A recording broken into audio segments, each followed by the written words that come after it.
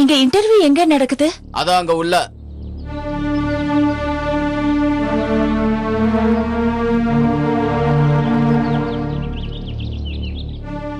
Sir, நான் இன்டர்வியூக்காக வந்திருக்கேன். நான் சின்ன முதலாளியை பார்க்கணும். சின்ன முதலாளி உள்ள இருக்காரு, அங்கே போய் உட்காருங்க. நிறைய பேர் இன்டர்வியூக்கு வந்திருக்காங்க. மாதூர் இங்க வாங்க. சின்ன முதலாளி. புரிஞ்சிருச்சு முதலாளி. என்னையா புரிஞ்சுது இப்போ? நான் மறுபடியும் ஏதோ தப்பு பண்ணிட்டேன் அதானே. ஏன் முதலாளி, அப்படி நான் என்ன தப்பு பண்ணேன்?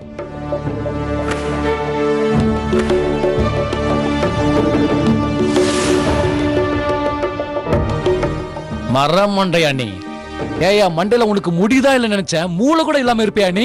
ஏயா உயிரை வாங்குற? எவ்வளவு சொன்னாலும் தெரியாத உனக்கு? என்னையா பண்ணிருக்க நீ? எவ்வளவு சொன்னாலும் அதே பண்ணிருக்க.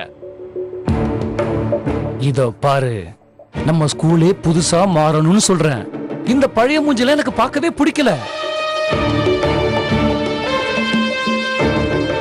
பழசா இருக்கிற நம்ம ஸ்கூலை புதுசா மாத்துறதுக்கு ஒரு அழகான இளமையான ஒரு பூ வேணுயா. நான் சொல்றது புரியுதா? புரியுதா இல்லையா? புரிஞ்சிருச்சு முதலாளி, புரிஞ்சிருச்சு. 100% கரெக்ட். அதனாலதான் நான் இப்ப என்ன பண்ண தெரியுமா? இந்த ஃபைல்ல எல்லாருடைய போட்டோவையும் நான் வச்சிருக்கேன். இதோ இத பாருங்க, இது காயத்ரி தேவி. வயசு என்ன சொல்லு? முதலாளி 30 வயசு. பார்க்க அம்சமா இருக்கு. எவ்வளவு சொன்னாலும் அறிவே வராதே உனக்கு. அம்சமா இருந்தா அவளை கோயில வச்சு பூஜை பண்ணி கும்பிடு.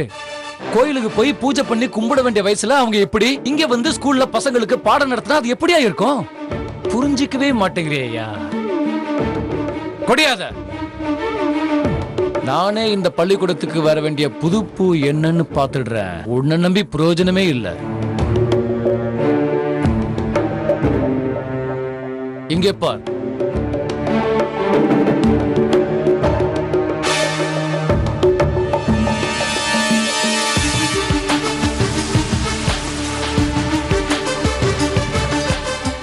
இத பார்த்தாலே கண்ணுக்கு அழகா இல்ல? இவ மட்டும் நம்ம பள்ளிக்கூடத்துக்கு வந்துட்டா எல்லாருக்கும் முன்னால நான் பாடம் கத்துக்குவேன். நில்லையா? இப்ப எதுக்கு முதலாளி? வெளியவே நில்லுன்ற. ஓ, நிக்கிறேனே. புரிஞ்சும் புரியாத மாதிரி இருக்கானே இவன். இங்க ராதிகாரமா? நான் தான். உங்களை சின்ன முதலாளி கூப்பிடுறாரு. நீங்க உட்காருங்க. Ladies first. Sir, Radhe Radhe.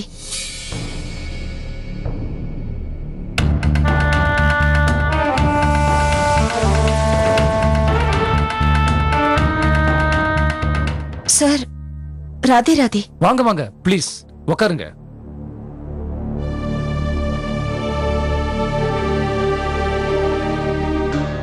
ரொம்ப நன்றி. ஆமா, உங்க பேர் என்ன? ராதிகா மகா பண்டிதர். ராதிகா மகா பண்டிதரா? மகா பண்டிதர் உங்க அப்பாவா? இல்ல இல்ல, என் புருஷனோட பேரு.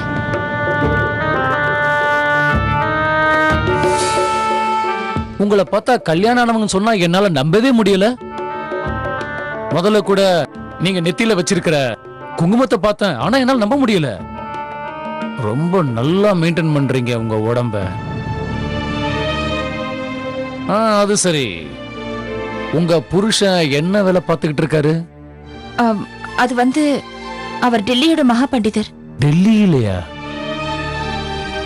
அப்ப நீங்க ஆக்ரால என்ன பண்றீங்க?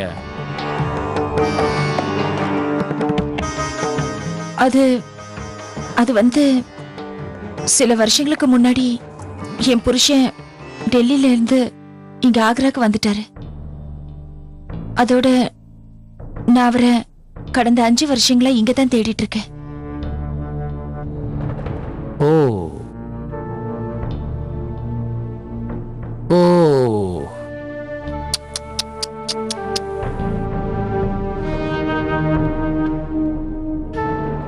அப்படியா?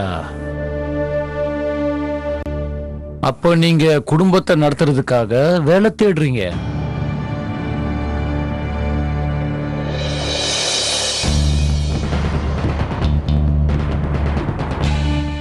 இத பாருங்க ராதிகா, நீங்க புருஷனை பத்தி கவலைப்படாதீங்க, உங்க குடும்பத்தை பத்தி கவலைப்படாதீங்க.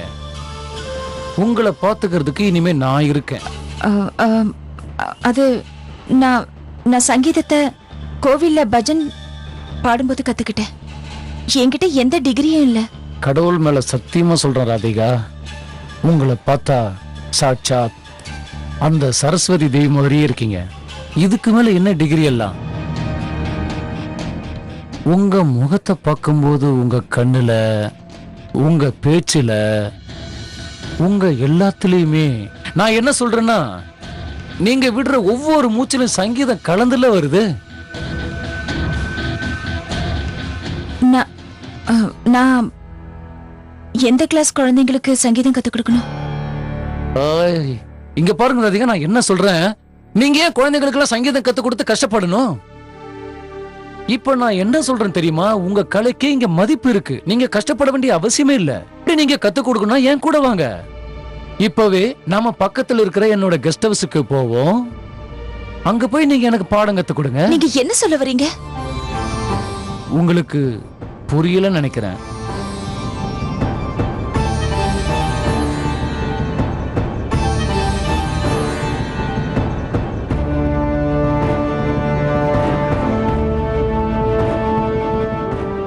என்ன ராதிகா, நீங்க இவ்வளவு அழகா இருக்கீங்க.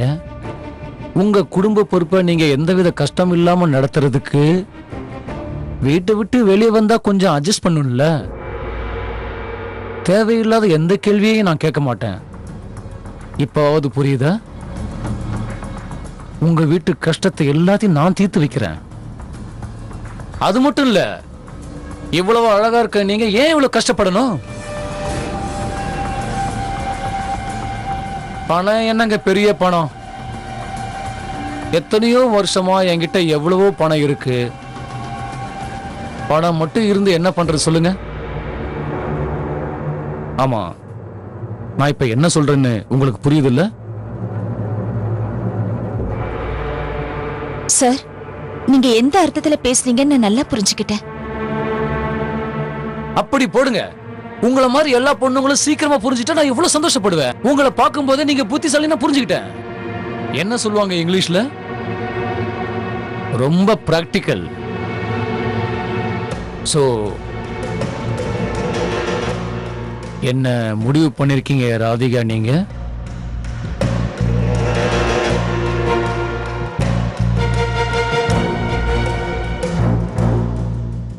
நீங்க என் கூட கொஞ்சம் வெளியில வரீங்களா?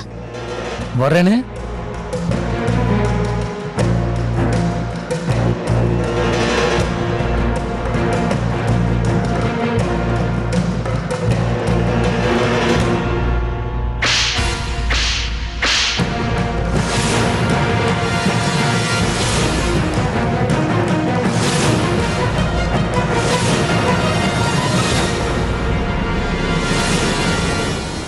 இதுதான் என்னோட பதில். புரிஞ்சுதா சார்?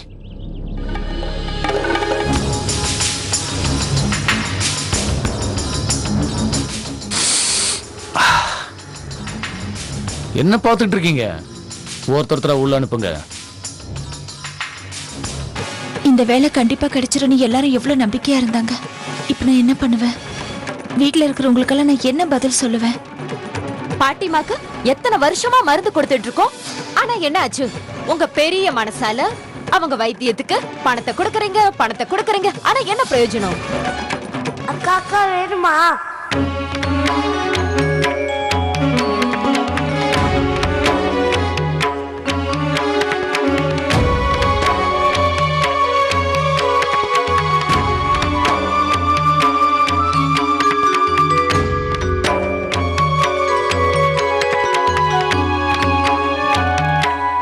இது என்னோட கார்டு, வச்சுக்கோங்க. நீங்க என்னை எப்ப வேணாலும் வந்து பார்க்கலாம். எங்க அம்மா இருக்காங்க, அவங்க சொன்னா யாரா இருந்தாலும் வேலை கொடுப்பாங்க. அக்கா அக்கா வேணுமா?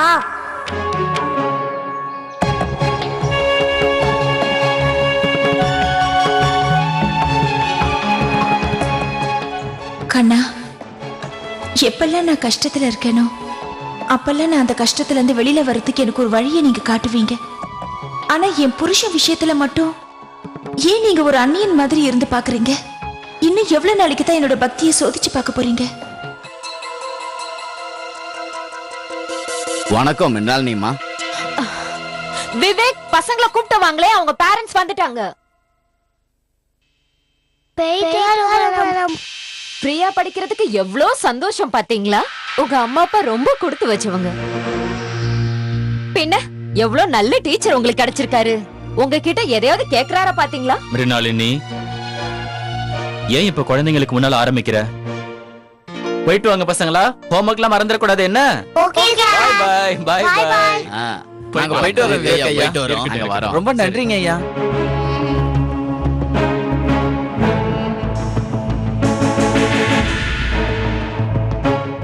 என்ன ஆச்சு?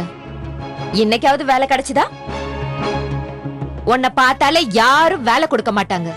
உன்னோட தலையெழுத்து கேவலமா இருக்கிறதுனாலதான் கடவுளோட ஆசீர்வாதம் கூட உனக்கு கிடைக்க மாட்டேங்குது இல்ல?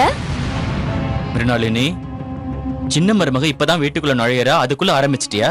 விவேக், ராதிகா இதே மாதிரி வேலை இல்லாம வீட்டுக்கு திரும்பி வந்துகிட்டே இருந்தா கூடிய சீக்கிரம் நம்ம எல்லாரும் தண்ணிய குடிச்சிட்டு வாழ வேண்டிய நிலைமை வந்துரும் போல இருக்கே. அடிக்கடி சொல்லுவாளே தலையெழுத்து படிதான் எல்லாமே நடக்கும்னு. ஆனா இப்போ வேலை கிடைக்க கூடாதுன்னு தலையெழுத்து போல இருக்கு. என்ன நடக்குமோ? இங்க பாரு விவேக். அட சின்ன மருமகளே, நீ எப்ப வந்த? வேலை கிடைச்சதா? இல்லம்மா. ஆனா நீங்க ஒண்ணும் கவலைப்படாதீங்கம்மா. நாளைக்கு நான் ஒரு இன்டர்வியூக்கு போறேன்ல, அது கண்டிப்பா எனக்கு கிடைச்சிடும். இல்ல சின்ன மருமகளே, உனக்கு வேலை கிடைக்கலன்னு நான் இப்ப எந்த கவலையும் படல. உன் நிலைமையை பார்த்துதான் கவலையா இருக்கு. நம்ம குடும்பத்தை காப்பாத்தணுங்கிறதுக்காக நீ எந்த அளவுக்கு கஷ்டப்பட்டிருக்க. இல்லம்மா, நீங்க இதை நினைச்சுதான் கவலைப்படுறீங்களா? எனக்கு எந்த கஷ்டமும் இல்லம்மா. என் குடும்பத்தோட சந்தோஷத்துக்காகவும் அமைதிக்காகவும் தான் நான் வழி தேடுறேன். நீங்க வேணா பாருங்களேன், நாளைக்கு நான் போற இன்டர்வியூல கண்டிப்பா எனக்கு அந்த வேலை கிடைச்சிடும். உனக்கு கிடைக்கும்னு எனக்கு தெரியும். கண்ணன் தான் உனக்கு துணை இருக்காரே. நல்லா இருமா. அம்மா, பாட்டிமா எங்க இருக்காங்க? அவங்க ரூம்ல தான் இருக்காங்க.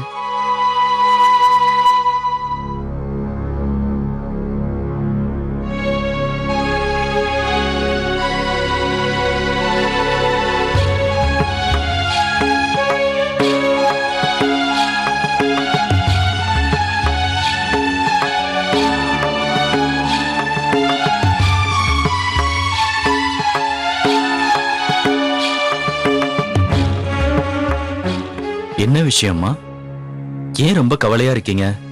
ஒண்ணு இல்லப்பா, ஒரு சின்ன விஷயம் யோசிச்சேன். பித்ரு தானம் கொடுக்கிற அமாவாசை வருது. அப்பா, அப்பாவுக்கு திதி கொடுக்கறதோட சேர்த்து அப்பாவுக்கும் சேர்த்து என்னம்மா? உங்க அப்பாவுக்கு திதி கொடுக்கறதோட சேர்த்து தேவாவுக்கும் கொடுத்துடலாமான்னு யோசிக்கிறேன். அவன் ஆத்மாவுக்கு சாந்தி கிடைக்கணும். என்னம்மா இப்படி சொல்றீங்க? பித்ருதிதி அவனுக்கும் கொடுக்கணும்னா என்னம்மா சொல்றீங்க? அவன் இந்த உலகத்தை விட்டு போயிருக்கணும்ல. ஆனா ராதிகா தேவா இன்னும் உயிரோட இருக்கான்னு தானே நம்பிக்கிட்டு இருக்கா. அவளை எப்படி சமாதானப்படுத்துவீங்க? அவளுக்கு புரிய வச்சுதான் ஆகணும். எடுத்து சொல்லி புரிய வைக்கணும். 5 வருஷமும் ஓடி போச்சு. இன்னமும் சின்ன மருமகளோட சேர்ந்து நாம சும்மா இருக்க முடியாது. ஏன் நீயே சொல்லேன்பா. ஒருவேளை தேவா உயிரோட இருந்திருந்தா இதுவரைக்கும் வந்திருக்க மாட்டானா? இல்லப்பா, எனக்கு அவன் இருக்காங்கிற நம்பிக்கையே இல்ல. நம்ம தேவா நம்மளை விட்டு போயிட்டான். தேவாவுக்கு நிச்சயமா ஏதோ ஒண்ணு ஆயிருக்கு. அவன் ஆத்மா சாந்தி அடையணும்னா நாம இந்த பூஜையை செஞ்சே ஆகணும். இல்லம்மா, இந்த பூஜை நடக்காது. இந்த பூஜை நடக்கிறதுக்கு நான் விட மாட்டேன். அம்மா, எனக்கு புரியாம இல்ல. நீங்க அவரை நினைச்சு எவ்வளவு வேதனைப்படுறீங்க. நான் வேதனைப்படுற மாதிரி. ஆனா தயவு செஞ்சு நீங்க என்ன நம்புங்கம்மா. அவர் இறந்துடல, உயிரோட தான் இருக்காரு. இங்க பாரு, நான் சொல்றத கேளு சின்ன மருமகளே. நீ நான் சொல்றத கேக்குற நல்ல பொண்ணு தானே? உண்மையை ஏத்துக்க மறுத்தா என்னமா அர்த்தம்? 5 வருஷம் எப்பவோ முடிச்சு போச்சே. உங்க எல்லாருக்கும் என்னோட வேதனை ஏமா புரிய மாட்டேங்குது? எத்தனை வருஷம் தான் நானும் அதை மறைச்சுக்கிட்டே வாழறது? இன்னும் கொஞ்சம் காத்துருங்கம்மா. நாம இவ்ளோ நாள் பட்ட இந்த வேதனை எல்லாம் நீங்க வேணா பாருங்க, சீக்கிரமே இதெல்லாம் நம்மளை விட்டு மறைஞ்சு போயிட போதுமா. நாளைக்கு நான் எந்த இன்டர்வியூக்காக போறேனோ எனக்கு நம்பிக்கை இருக்குமா. கண்டிப்பா எனக்கு அந்த வேலை கிடைச்சிடும். அதுக்கப்புறம் பாருங்க, நாம தொலைச்ச சந்தோஷம் நமக்கு திரும்ப கிடைச்சிடும். அப்புறம் அவர் திரும்ப வரும்போது நம்ம முகத்தில் இருக்கிற சந்தோஷத்தை பார்த்து சந்தோஷப்படுவாரு.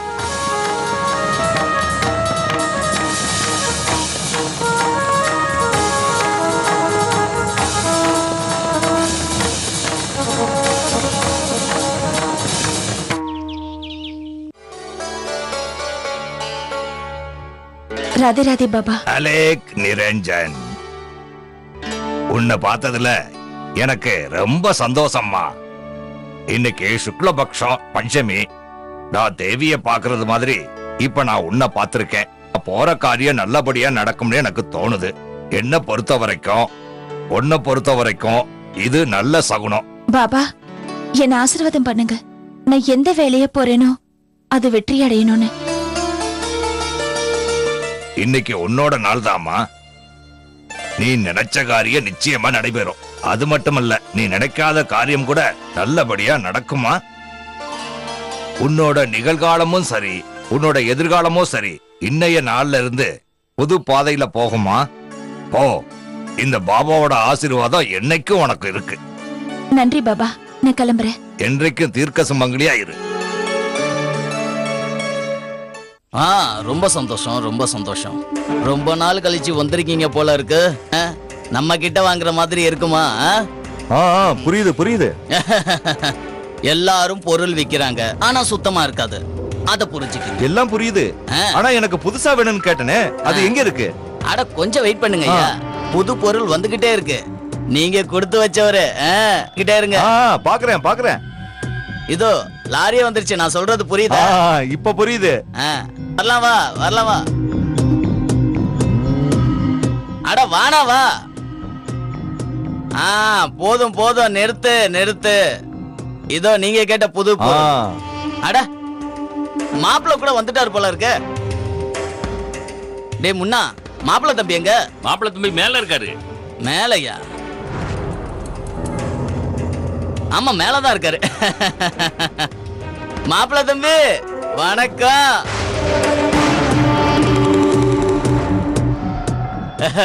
அகர்வால் வந்திருக்காரு பாருங்க. வணக்கம் சொல்லுங்க. வணக்கம் வணக்கம் தம்பி. மாப்பிள்ள தம்பி, அகர்வால் நம்ம கிட்ட பொருள் வாங்க தான் வந்திருக்காரு. ஆனா புது பொருள் வேணும்னு சொன்னல. அட புதுசுதான் வந்திருக்குன்னு சொன்னல. வாங்க வாங்க. ஏலத்தை ஆரம்பிங்கப்பா, ஆரம்பிங்க. 5 லட்சம். 5 லட்சமா? மாப்பிள்ள தம்பி காதுல விழுந்துட போது. பொண்ணு மாதிரி பொருள் இருக்கும், புரியுதா? அட நீங்க கேளுங்கப்பா, நீங்க கேளுங்க. 7 லட்சம். 7 லட்சம் ஒரு தரம். பாத்தீங்களா? கேளுங்க அகர்வால், கேளுங்க. 12 லட்சம்.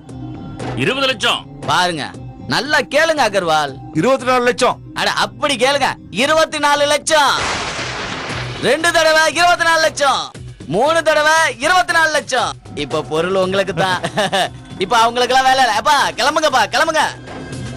கொண்டு வாப்பா மூட்டைய.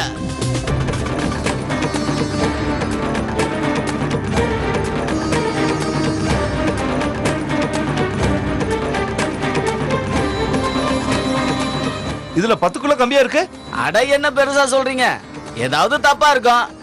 எப்பா அடுத்த மூட்டையை கொண்டாப்பா. இத பாரு, எடை எப்படி இருக்குன்னு. அட இதுலயும் 10 கிலோ கம்மியா இருக்கு. என்ன மாப்பிள்ள தம்பி, எல்லாத்துலயும் 10 கிலோ கம்மியா இருக்க.